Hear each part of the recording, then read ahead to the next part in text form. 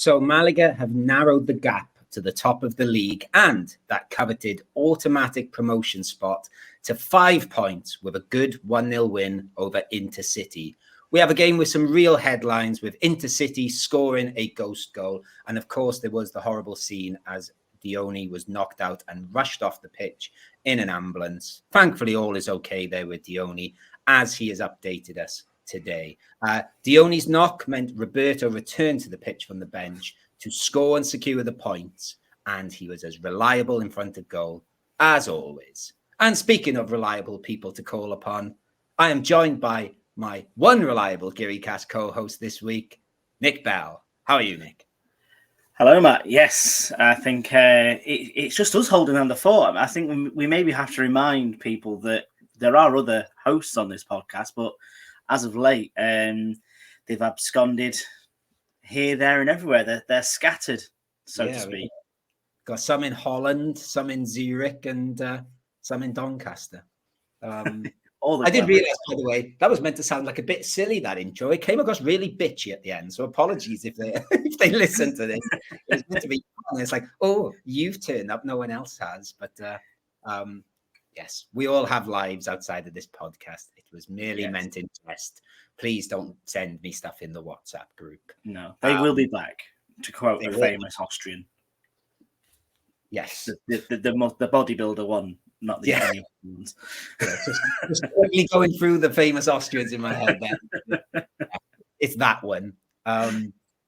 Let's go straight into the news first before we talk about the 1-0 win against Intercity. And talking of people turning up, it sounds like there's a lot of people going to turn up in Algeciras this weekend. Malaga are obviously going away this weekend to Algeciras. We'll obviously talk about that game a lot more on the preview show, but I think it's worth mentioning 1,300 tickets on sale for Malaguistas. They've gone on sale today. Again, is the same images we've seen for weeks for certain home games and the cup game against Real Sociedad and other away days. There were queues outside La Rosaleda, which is amazing to see, especially as, once again, and I'm sure we can perhaps talk about this a bit more later in the week, tickets are €25 again. It's crazy. What an attraction Malaga must be in this league. So that means the last 3 away games I've been to, I would have spent €65 on, with €20 in Alcoyano, €25 at Atletico Sanluqueño, and €25 for this. Mad, Nick. Yeah, clearly a lot of these Primera clubs are making hay while the sun shines, so to speak. Definitely, I was just trying to think of what the Spanish version of 20's plenty would be, but it would be, it's too much of a stretch for me. But mad that people are queuing up on a Tuesday morning to go and get these tickets. I know Algeciras isn't far away, so the attraction to go to a game is far, but it's still a good, hour and a half, 2 hour drive? Yeah, about an hour and a half from Malaga, close to 2 hours from Malaga itself. So it's and also the travel time is cut a little bit because the stadium is just before you enter Algeciras itself if you're coming from the east. So yes, I am going. It's the start of my school holidays. I've got a nice little itinerary of Algeciras, Tarifa, and Gibraltar.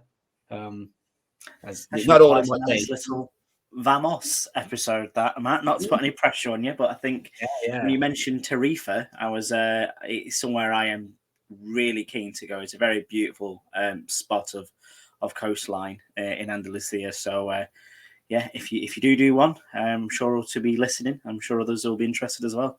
Yeah, and I quite like the idea of finishing with me interviewing a monkey at the top of the Rock of Gibraltar. Half cut after Wales qualify for the Euros. Yeah, well, I almost said that, but I realised we do have a semi-final to play first, which I think will be happening after we record the preview show on Thursday. So I don't know what sort of state I'm going to be on Thursday, if I'm going to make it Thursday, I should add. But, because I can be unreliable too. Speaking of unreliability, let's go to the ownerships. There's a Freudian slip there, but ownership situation at Malaga.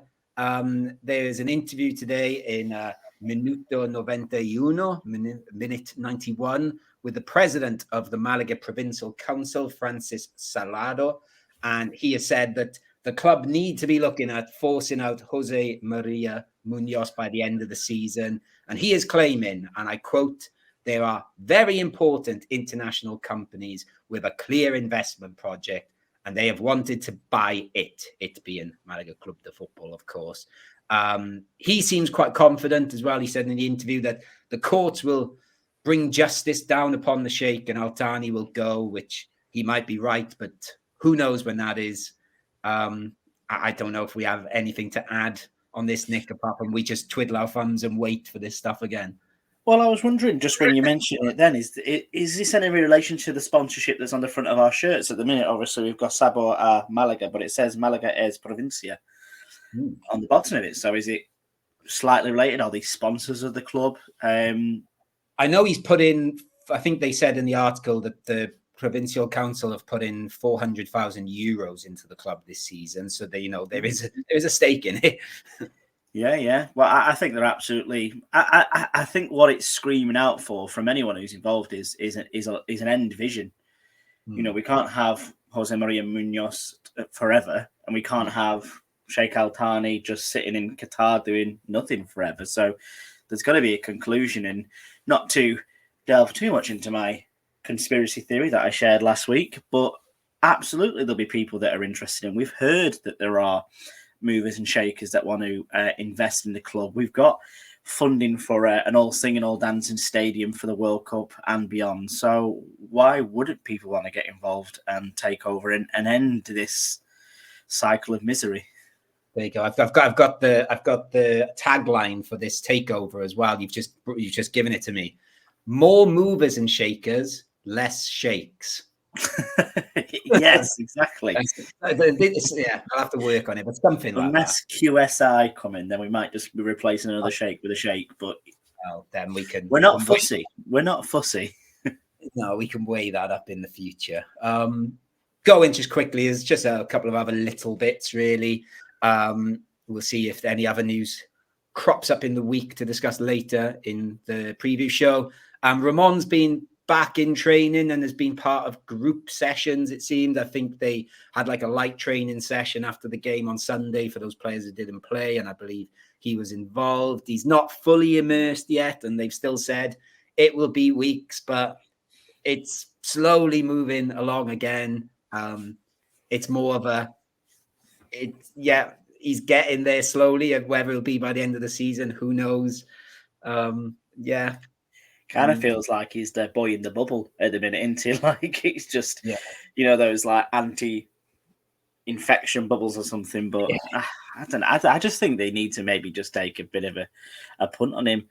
The fact of the matter is that Ramon knows, the club knows, we both know. Eventually, Ramon will get injured again. It is as sure as fuck going to happen. So if he's anywhere near being able to run around a football pitch for a little while, I'd rather have him for a short period of time than have him none at all and then risk maybe losing him in the future for nothing if he moves on to another club potentially. So that's just my thought process. What are we waiting for? But equally, like you said, that we could lose him for nothing. His contract's up in the summer. So it's, as a club, is it a gamble now? I don't know. Like I don't know the extent of the injury. I'm not part of the medical staff. They know better than us.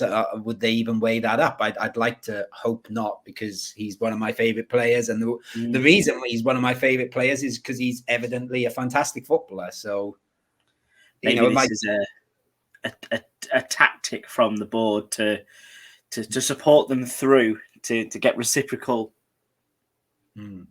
loyalty back is probably the word I'm looking for, maybe. But I just want to see him back out on the football pitch. And I'm sure he wants to be back out on the football pitch as well.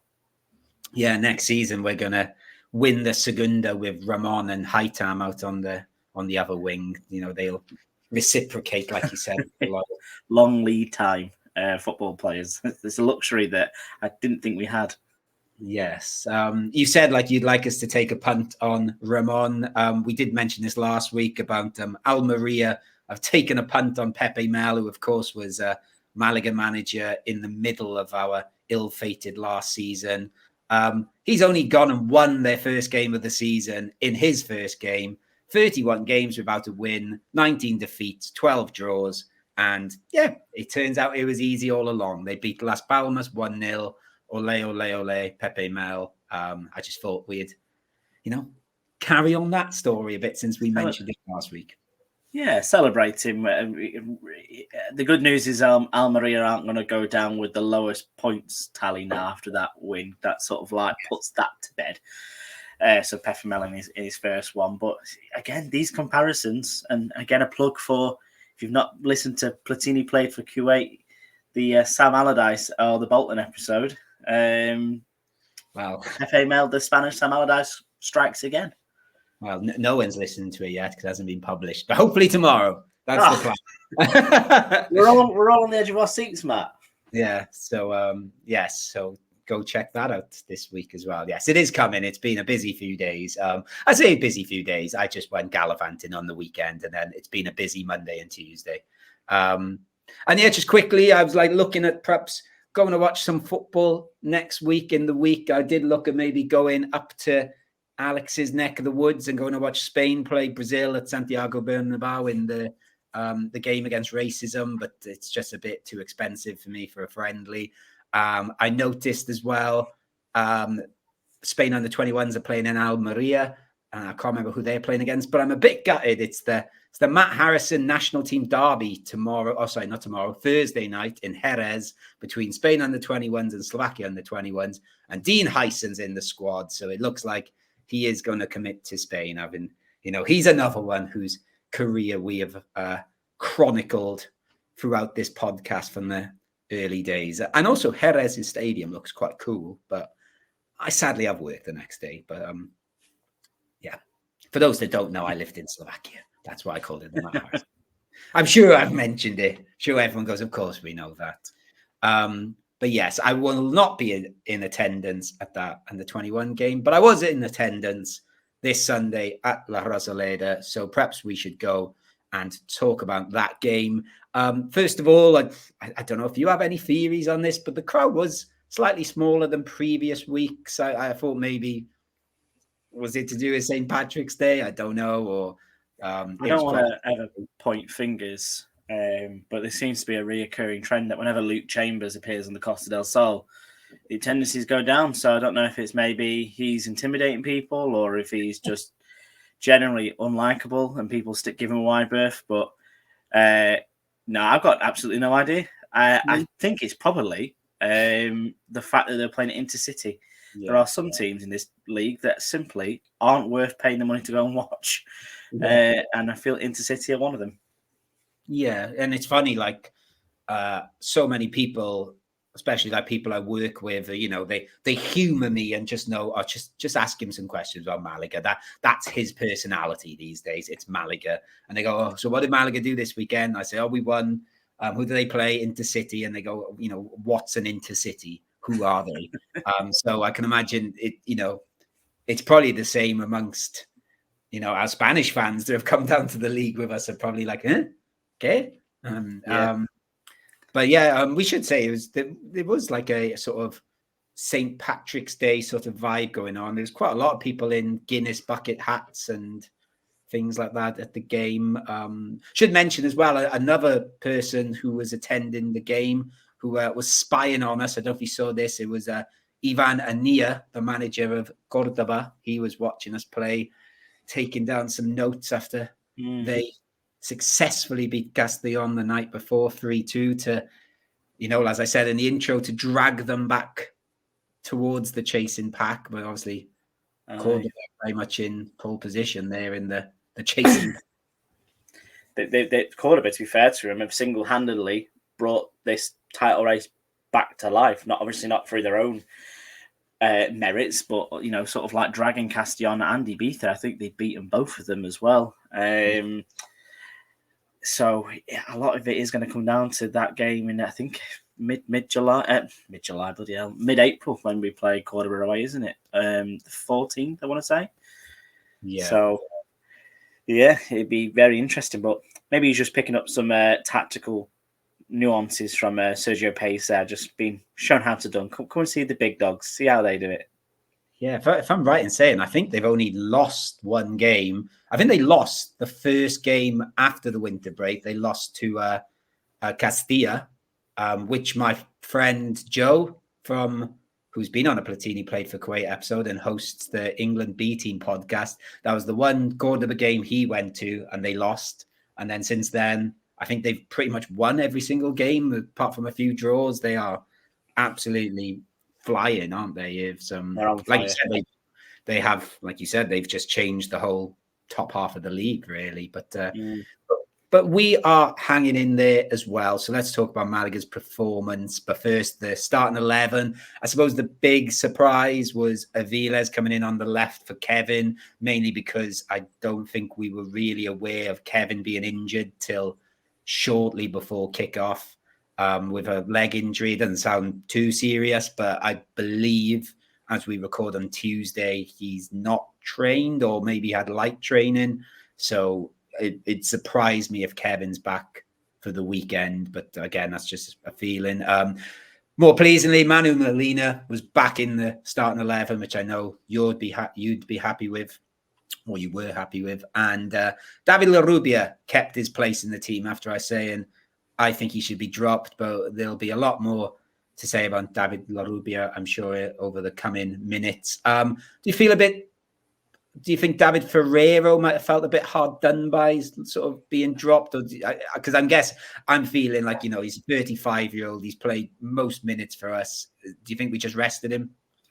Yeah, I think Pace has got to monitor him coming into some bigger games. I'd probably suggest he probably looked at Intercity and gone, you know what, this isn't going to be the kind of match where he's going to be. I still thought he would be effective, but he probably isn't as needed as much, if that makes sense. So I think it was a good game to rest him, and maybe a good one to get Larrubia back up and running and give him a confidence boost, because after that game last week, in San Lagueño, where he hooked off at half time, he probably needs, a good run at somebody. And for me, there was no better person for him to have a run at this weekend apart from that Intercity left back who incidentally used to play with him in the Atletico Malagueño, wasn't it? Yes. And also, for the sort of squad morale, which I'm sure we'll talk a lot more about when we talk about perhaps what happened in the second half, even for like Aviles just getting some more minutes and feeling part of it when, he's not had that many opportunities. It's probably quite good for him to get another chance. And David Ferrero was on the bench too. We could bring him on, and he was ready to go. And yeah, he looked good when he came on, actually. What did you make of Malaga's start to this game? I thought it was similar to how we started a lot of our home games recently. We appear to go sort of like more onto the front foot without truly testing people. I think that's what it is. It's about gaining control early on. So I think from the start, you could see that Intercity were setting up for a 0-0 or at least a draw here. And you could see that thread through the game, the way they were playing. So I was quite pleasantly surprised, or not pleasantly surprised, quite happy to see how we did start, if I'm being honest with you.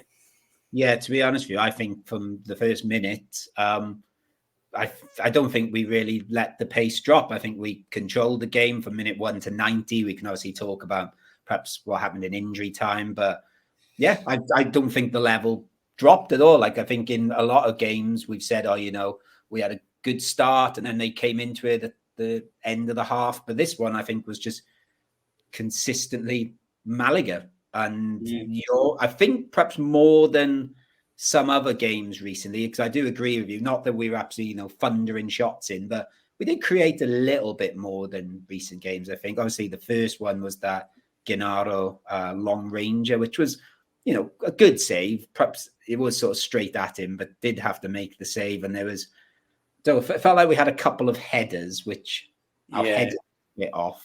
We had a very high line in this game, I thought, and again, that's been something that's been a lot more consistent in this. Whether it's your centre backs, your midfield, or your forwards, when you're seeing Monty and Einar picking balls up at basically at halfway for the majority of this first half. You can tell there's a confidence beyond it. Kenaro, like you say, having those shots from the edge of the boxes, ordinarily he'd maybe a few yards back, taking, mopping up any balls that come out of there. So I think like you said, Matt, we were just balling forward at all times and just playing on the edge of Intercity's 18-yard box for a lot of this game. Yeah, and actually, I think a person that made a big difference with this, actually, and I totally agree with what you just said, but you mentioned the two centre-backs, but I'm a huge Joaquin fan, but I thought Puga was excellent, especially in the first half.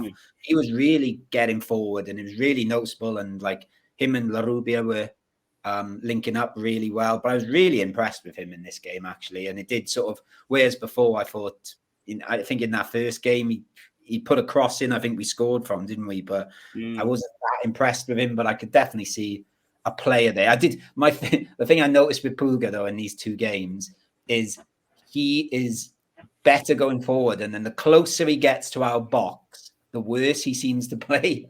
So I don't know. He's a very young lad as well, though, isn't he? And very, very much an amalgamation of the modern right back is probably the best way to describe it, and Joaquin to an extent as well. I think Joaquin's had to enhance his defensive game as the season's gone on. But, Puga for me seems raw. He seems eager. And it's a good situation to be in where, we've got two right backs that can fight out, two left backs that can fight out in a system where we rely on them so much that we can interchange them, we can swap them out and still maintain, a high performance. And I think it was his cross that we scored from in the first half. I know it was put out for a goal kick technically, but looking back on the replays, I wouldn't be too surprised if there was VAR in this league, if it was kept in by, I think, Lorenzo, and Dione just nodding it in. But again, a really good deep cross, picking his man out of the back post. He had a very solid game, really. Yeah, I think he'd be a good person to bring on if we are chasing a game, and I think he is a little bit more forward thinking than Joaquin. But, and like I said, I think we controlled the first half. I'm going to be honest with you, I'm just going to say it again. Like we talked about, obviously we're missing Roberto, or have missed Roberto, and how important he is to our team in pressing. But again, I know you'll enjoy this, but I think Manu Molina is equally as important now. He was brilliant again at sort of just opening everything up with, I think, the fullbacks going wide, and sort of, I don't know, Larubia was tucking him and he was finding him a lot. I just thought he's the one that's making us tick. And I think I was going to try and look at this actually. Our stats since he's been in the 11 must be very good. He is, I don't know. He's brilliant. It is. It's just a measure of the man, I think. And again, what we benefit from him and Herrera is that experience and be able to just temper a game. And again, when you're playing so high up and you're controlling matches from start to finish, having that kind of player alongside, a dogsman like Gennaro as well, someone who's not scared to put a challenge in and, win a ball back and break up play, to give him that luxury to be able to pick a pass, to play it out wide, just to tick over and over again is, there's no two ways that Manu Molina's turned to form sort of around mid-January coincides with us going on, again, another decent run, getting over this blip that we've been on. I think there's only really the Malia game where he didn't have any effect. Yeah, but you say he picks those passes out, but the thing that impresses me with him is he always picks those passes out. They're never too long. They're never too short. He's absolutely spot on with them, especially when he's sort of chipping it over the fullbacks like our wingers. It's told you, Spanish Perlo. Just yeah. Primera Perlo. Sorry, that was it, wasn't it? Yeah, that's a nice one. Yeah, I think I just went Perlo.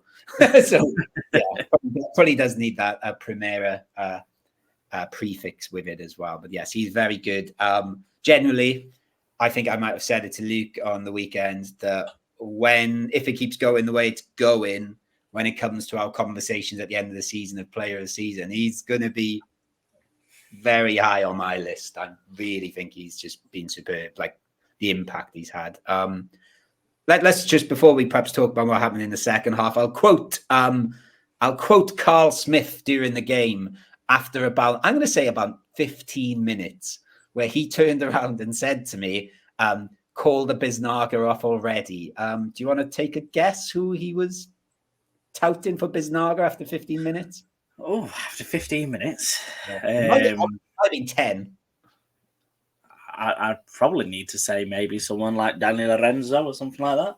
Well, you're close. It's David LaRubia. He was, and we all generally agree, like he was spectacular in the first 15 minutes. He just seemed to be like the David LaRubia I sort of wanted to see at the start of that. We did see a bit of the start. He was sort of like, when he sort of does his like thing with his hips and the defenders go the wrong way and he turns the other way and he was making slide tackles. I might sort of debate whether he got my Biznaga in the end. I haven't quite decided yet. I was going to see where this conversation went a bit, but in the first half, he definitely was for me. He was excellent, and I was really chuffed for him because I was a bit down on him last week, I thought, and probably a bit over the top with how down I was on him, really. But well, we always looked at him as being that 10 role and being able to be in the pocket and, be able to go on a little mazy run. But again, maybe this is the influence of an older head in Ferrero, sort of maybe teaching him what he needs to do. But there is an element of what Ferrero does into Larubia's game, whilst also keeping that spice of Larubia. Like say, the drop of the shoulder, the running at his man, some things that Ferrero doesn't necessarily do every game. So, for me, it's a bit of a knock-on effect potentially, but it certainly feels like he's more suited out on that right wing now rather than in a central role. Yeah, and then again, we've mentioned him already, but Puga getting up that right wing a bit more sort of meant he did cut inside a bit more Larubia, which pushed him towards that number 10 role. And a bit like we said with Dani Lorenzo and Kevin a couple of games ago, it meant he linked up with Dani Lorenzo a bit more. And, when I thought Dani Lorenzo can link up with anyone, he's, we could also talk about him in this game. Like I said, I thought a really good first half. The only thing missing really was goals, some decent chances without, any real clear ones. I guess the next thing we've got to talk about is probably what happened in the first 10 minutes of the second half with Dione. So for those, I'm sure if you're listening to a Malaga podcast, you know what happened, but just in case, the ball was put into around the 6-yard box. Dione went at it sort of a diving header or sort of threw himself in there. Dani Lorenzo was there and one of their centre backs, and Dani Lorenzo hurt himself. As we know now, he's did he break his finger? Broken finger, I think, or at least a sprain or something. Don't know, I'm not too sure. Yeah, we can perhaps talk about his injury a bit later. But Dione, we knew in the stadium straight away because I know they've not shown many replays of it, which was obviously fair enough. But when he hit the ground, it took 2 seconds, I would say, till we realised that there was something really off. And fair play to the Intercity players who reacted really good, and they really sort of were the ones that sort of initiated that they needed to get a move on and someone needed to get to him quickly. Obviously the paramedics did. They did their job well and sprinted across. Obviously, the hero of the hour is Dani Sanchez, who if we weren't all sort of so concerned with what happened to Dione, it was a semi-comical moment in a way, but obviously really, again, sign of the bond these players have. And he sprinted the pitch with the only sort of the paramedics. I don't know what happened. The guy sort of had the keys to the ambulance and run across the pitch, and then he had to run back to the ambulance, which was a bit like, oh, come on, mate. But organisation, things like that. It's not the most rapid of response, I think, which is where Dani Sanchez came in very helpful. And I know that he put on something, I think it was on Twitter or Instagram, saying that if he'll be remembered for anything being back at Malaga, it's that he is here to make a difference with the team and for the team that he loves and the city that he loves. And, you can see his passion in there. And I've been waiting for Dione to come out and say that he's all right, so I can make a reel or a TikTok where Dani Sanchez runs alongside to hold it out for a hero, because I just thought that was a moment where he just gets that bag and he completely outsprints the two. He was rapid. Yeah, well, Yeah.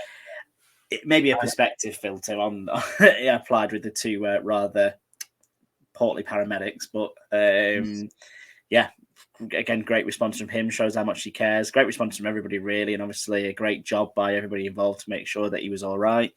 He was conscious when he left the stadium, and obviously he's been released now, and they'll probably just monitor him during the week. But I imagine he'll be able to be back involved for Saturday.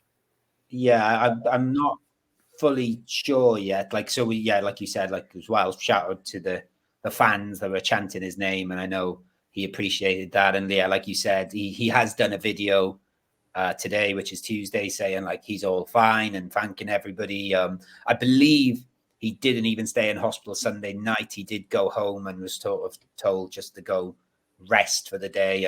But I don't know about the weekend, but in the video, he did say he's not allowed to train for a couple of days. So whether that rules him out for Saturday, I'm not sure. Spot on the bench, maybe, probably more than likely, in my opinion. But you know, not that you want to look for silver linings in a scenario like this, but Roberto back. Roberto start the weekend, so it's worse problems to have. Yeah, and just quickly on the only thing, I had to do a bit of googling this evening because he compared being knocked out to being knocked out by Topuria. Did you know who Topuria is? Not a clue. He's a Ilia Topuria, half Georgian, half Spanish mixed martial artist. He looks tough. I think he could. I think he would knock me out. Was my verdict. I don't think I'd be able to take him. Hello, me neither. But yes, like you said, Roberto came onto the pitch, and from pretty much the minute he came on, he was fired up. Obviously, the stadium was quite fired up as well with like what just happened, and obviously, you know, there was pretty quiet when Dione was down, and then obviously, I think when everyone realised that he was okay-ish, obviously we didn't have full confirmation. The stadium was buoyant again, and obviously, Roberto had that one-on-one pretty much minutes after he came on and put it wide, but he did his usual thing of running around, causing havoc. And yeah, his goal came when he wasn't running around causing havoc and just happened to find himself in the right place. And I suppose we should give a shout out here to Danny Lorenzo, who was playing with a broken finger then. And I don't know how much that was affecting him, but he got the ball on the edge of the box, did a lovely little dribble through their defense. Good save for their goalie to stop him when he went through, and Roberto was there to slot home. Danny Lorenzo was good, wasn't he, Nick? Yeah, well, I think everybody involved in the goal was really good, and you know, again, shows that one of the differences for me is that when you get into the box and you get those opportunities, you know, you are going to be able to get, you know, knock-ons or the deflections and have somebody to jump on them. He almost fell over again, which is very Roberto. But from the minute he came on, you could see, like you said, Matt, he was fired up. And what Roberto does give us, and don't want to slate Dione at all. You know, his effort was just as good as everybody else's, but Roberto's energy is just a completely different dynamic. And when you add that in alongside the likes of Lorenzo or Larubia or Kevin's of this world, then it's relentless to deal with as a centre-back. And I wouldn't want to play against that. So I imagine that when he came on, those Intercity defenders probably thought, shit, this is going to be a tough half an hour now. So, yeah, very good for him to get on the score sheet as well on his first appearance back. And hopefully he can now be more involved in fire us towards a potential league title. We're having that conversation again. Yeah, it's we should say as well that like there's been quite a lot of manic sort of Roberto celebrations. I think this was his best one so far, where he sort of jumped in the Fondo Sur, which did make me think, actually, I don't think he scored that many goals at that end of the stadium, because no, he hasn't, no. But there's that iconic picture now, isn't there, of him, which will be remembered forever, you know, even if he does go on to pastures new, but he's got that photo now. Yeah. He's got that photo of like glory, and Danny Sanchez has got him running along with a bag. Different legacies, different levels. Yeah, but obviously great, and generally I would say so that came, I think, in the 75th minute, or it was around then, wasn't it? We had 3 subs come on in Joaquin, Danny Sanchez, and Sangali, which I suppose we'd look at as quite defensive substitution. But even then, everything seemed steady. I thought I was quite comfortable. I don't know if you noticed on TV that any of those players stand out. I noticed Sangali was a bit sloppy. Yeah, he seemed to be the loose link, but again, when we flattened ourselves would be the way I describe it. We took a lot of our edge out of this game when both Lorenzo and Larubia came off, so we kind of went to a flat 5 more than anything. And to be fair to Sangali, when you're playing alongside Canaro and Molina, who in this game were both sensational, you're going to flatter to deceive. But I think we coped well, probably up until the last few minutes, really, when Intercity kind of went for broke and chucked on everybody up top and caused us a little bit of havoc. But again, as you said before, Matt, it was quite a controlled performance from start to finish. Let's talk about the little bit of havoc then. The ghost goal. Let's not beat around the bush then, Nick. I'll just go straight to it. Did you think it was a goal or not? Yes, I think we've got away with that one.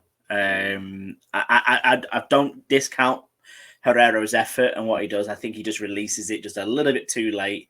And if we're in the world of VAR, if we're in Segunda or dare I say La Liga, that goal line buzzer would have been going off on the referee's wrist and it would have been 1-1. But still, all the same, to get down there from such a short distance shows again the quality that Alfonso Herrera possesses. It's just this time we've got the rub of the green that the referee gave us the benefit of the doubt.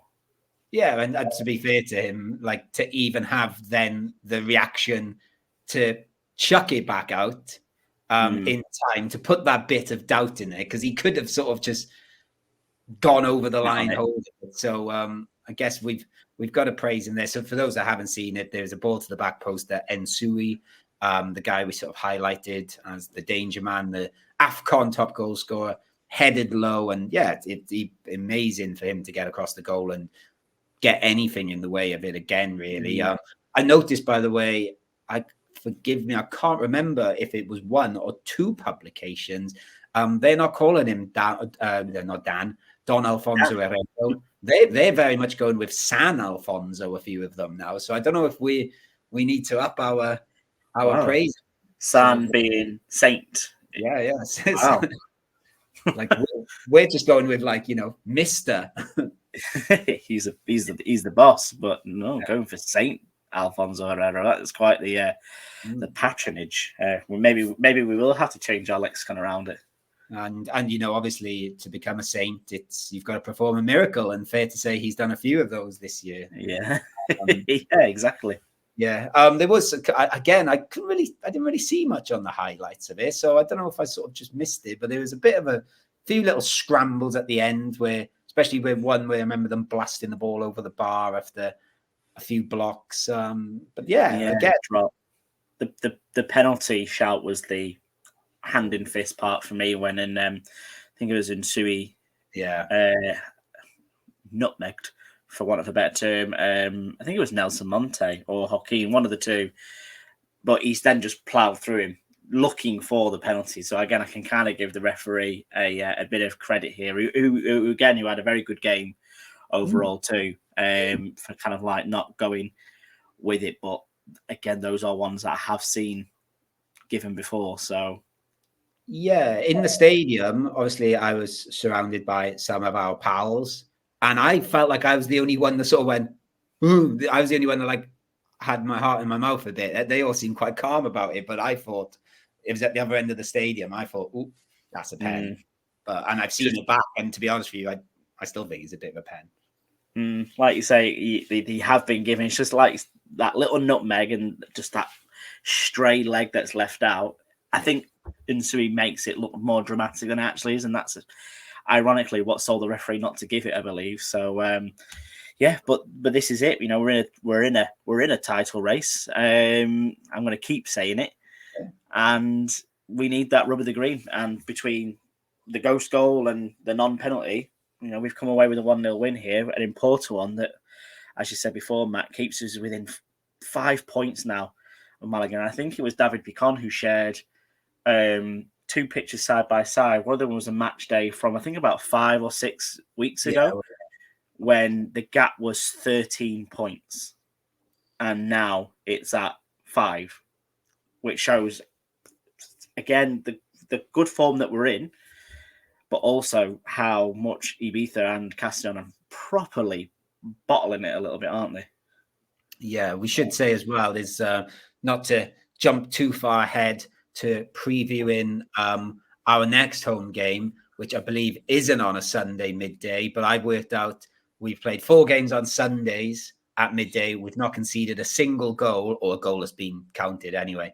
And we're 6-0 up, I think. So, you know, we need these midday on Sunday things. If we can get a few more of them in there, we're gonna fly. So I still think we've got 3 more, haven't we, to go through? Yeah, I think we've only got 2 non-midday Sunday games left at home.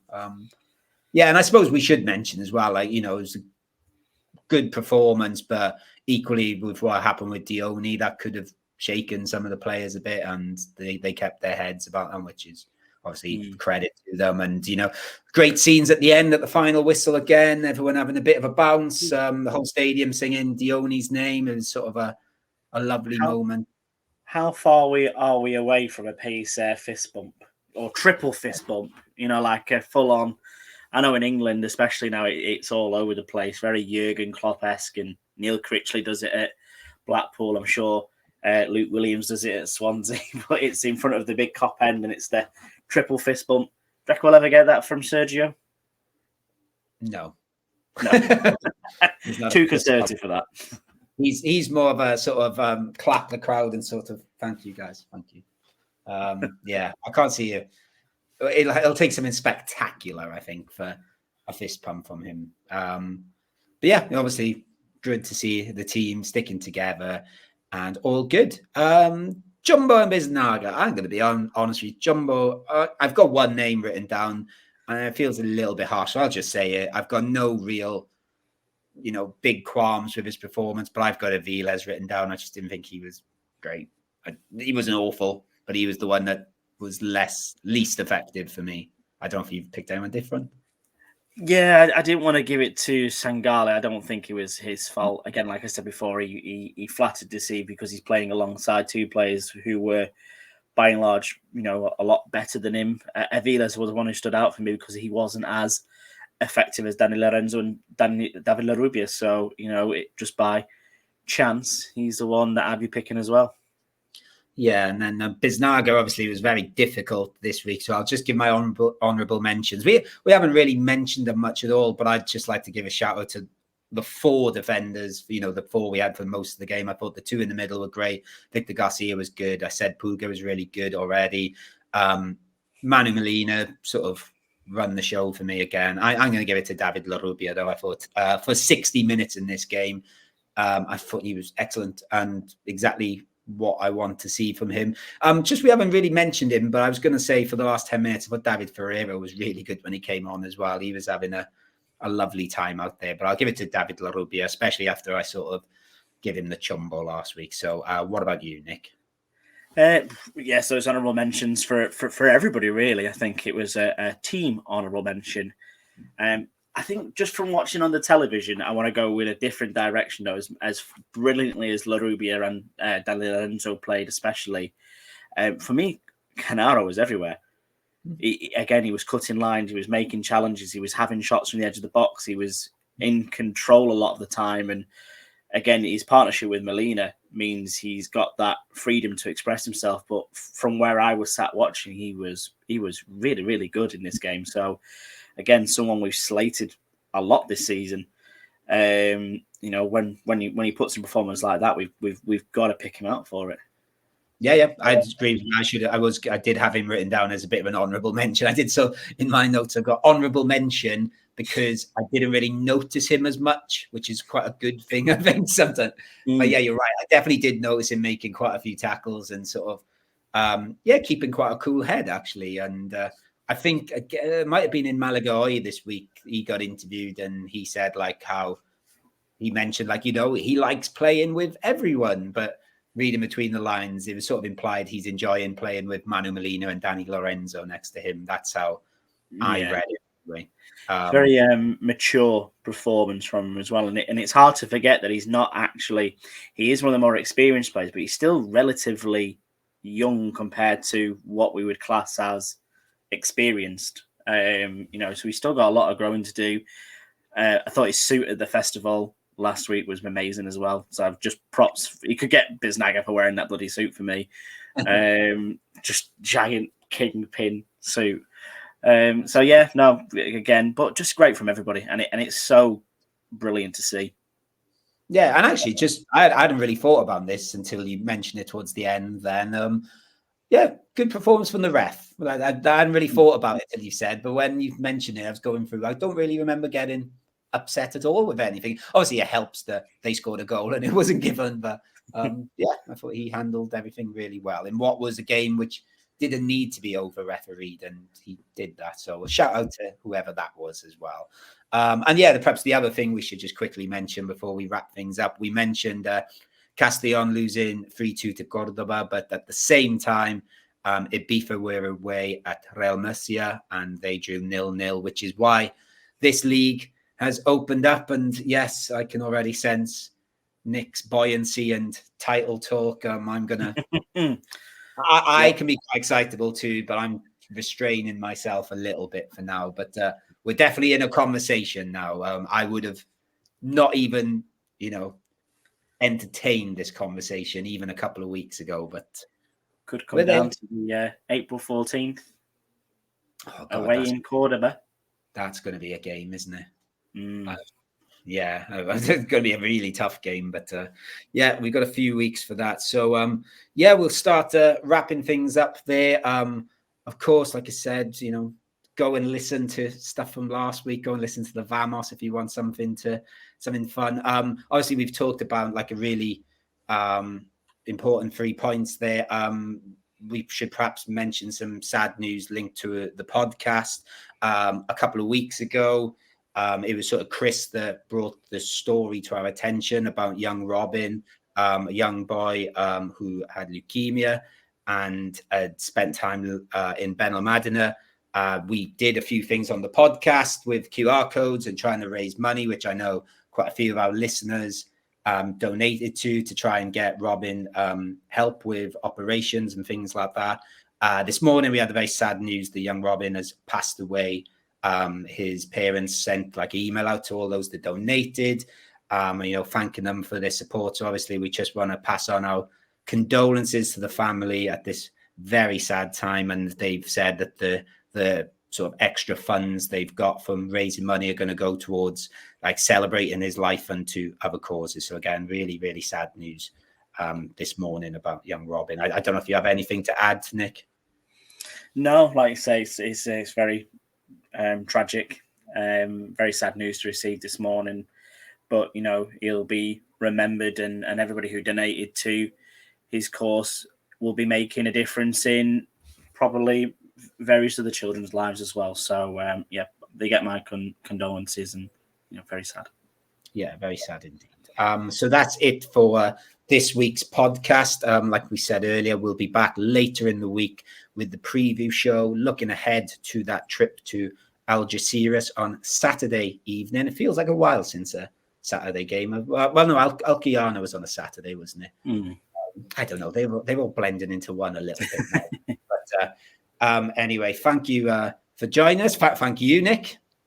Yes, like I say, we promised to release the rest of the GearyCast hosts out of the cupboard, maybe in time with the preview show. But and hopefully, fingers crossed, we should be able to put a live stream on. It's been a couple of weeks since we've done one with various different holidays and kickoff times and things like that. So I think Saturday evening kickoff probably lends itself to being live streamable But no, it's been a pleasure to be here, Matt. Thank you so much for having me once again, and look forward to potentially speaking to you later this week. Yeah, and yeah, when we get Chris Marquez back on, it's going to be like when we unleashed Roberto on the weekend. He's going to be running around like a maniac on the podcast. But yes, we look forward to that. Yeah. We'll see how that goes. But yeah, we're looking forward to doing the preview show later in the week. And thank you guys for listening. Tell your friends, subscribe to YouTube, follow us on Twitter. All the jazz we usually say. So thank you. Adios. Vamos Malaga.